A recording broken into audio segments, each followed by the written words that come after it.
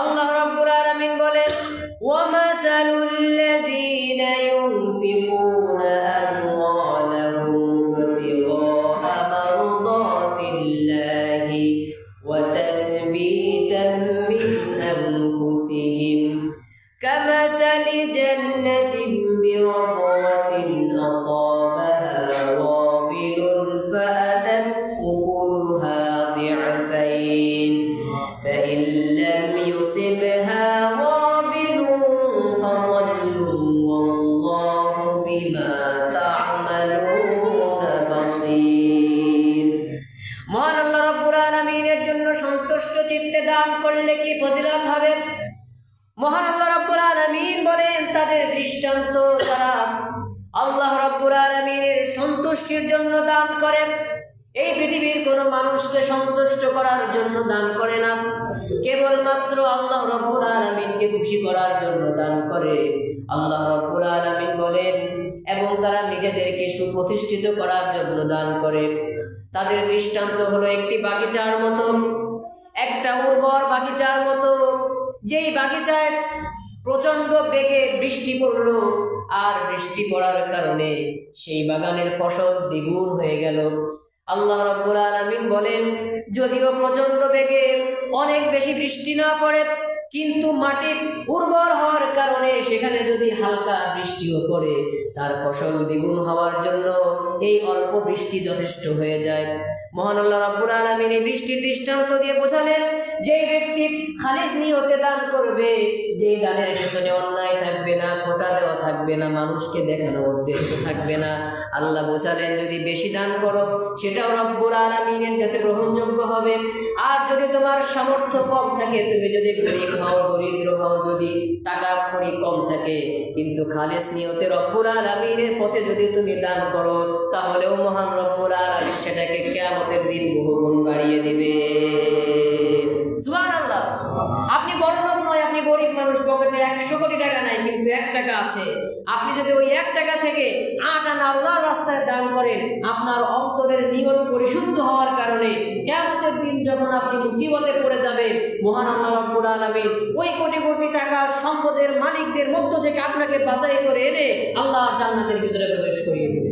সুবহানাল্লাহ। এজন্য অন্তর পরিষ্কার করতে হবে। তো মসজিদে কি সেরা 5 টাকার নোট দিবেন? হ্যাঁ, কথা বলেন না, তার মানে সেরা 5 টাকার নোট দিবে সবাই? কথা বলেন, সেরা 5 টাকার নোট দিবেন মসজিদে?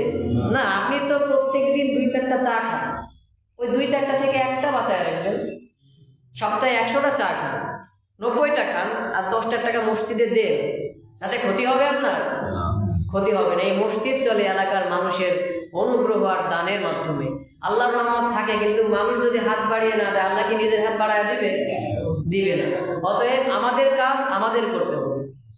আর আমি যদি এভাবে কাজ করতে পারি, তাহলে আমি মনে করতে পারি আমার কমে যাচ্ছে, কিন্তু আমার কমে যাচ্ছে আমি দেখছি, কিন্তু এটা আসলে বেড়ে যাচ্ছে কার কাছে? আল্লাহর কাছে। এটা ইনশাআল্লাহ আল্লাহ তাআলা কিয়ামতের দিন বাড়িয়ে দিবেন। এরপরে আল্লাহ রাব্বুল আলামিন এই দান সাদাকা সম্পর্কে আরো অনেক কথাই বলেছেন। সময় সংক্ষেপ, এজন্য আমরা অত বিস্তারিত বলতে পারছি না, কিন্তু একটা কথা মনে রাখবেন, শুরু থেকে যে কথা বলে আসলাম, আপনি যদি দান সাদকা করেন আর যদি মনে করেন আমার কমে যাচ্ছে, তাহলে আপনি ভুল করবেন। আপনি এখন ইগনোর করছেন মসজিদকে, আপনি এখন ইগনোর করছেন একজন মানুষকে, মূলত তাকে করছেন না, মূলত আল্লাহকে অবহেলা করছেন। তো যে কথা আগেই বললাম, এমন একটা সময় আসবে যখন আপনার খুব সহযোগিতার প্রয়োজন হবে, কিন্তু সেই মুহূর্তে দুনিয়ার কোনো মানুষ নয়, আপনাকে অবহেলা করবে কে? আল্লাহ। আপনি একজন মানুষকে অবহেলা করলেন, আর স্বয়ং আল্লাহ যদি আপনাকে অবহেলা করে, তাহলে কি আপনার জীবনে আর কিছু বাকি থাকলো? থাকলো না। এজন্য